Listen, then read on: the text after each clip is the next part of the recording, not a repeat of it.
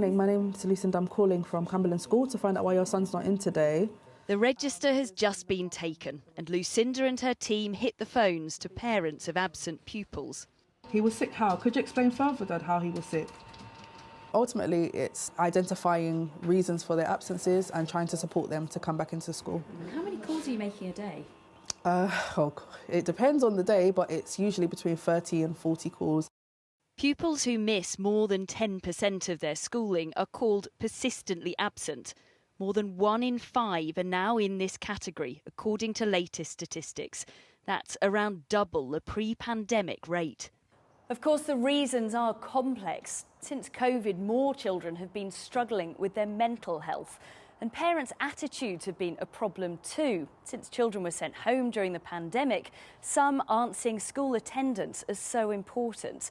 And then there's a huge issue with a lack of places for children with special educational needs. Willow, wearing glasses here, has an autism diagnosis, but she's been waiting for months for an education, health and care plan which will set out the support she needs. Starting secondary school has been incredibly traumatic. I can't tell you the difficulties we go through to try and get her to school. It starts the night before school, around 6, 7 o'clock.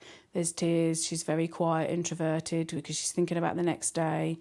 The transition of leaving me is exceptionally difficult for her.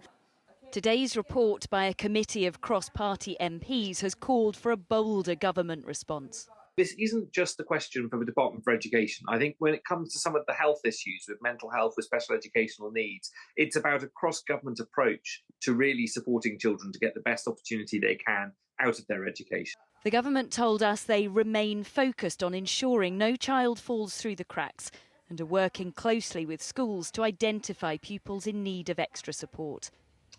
Back at Cumberland, their focus on attendance is working. Persistent absence has more than halved. And sometimes, parents might not always be on board, but our interest lies with the child. So, yes, we do challenge the parents. They don't like it, but we won't stop knocking until they're here. They're doing everything they can, but say without better mental health and special needs investment too, they can only go so far. Tessa Chapman, 5 News.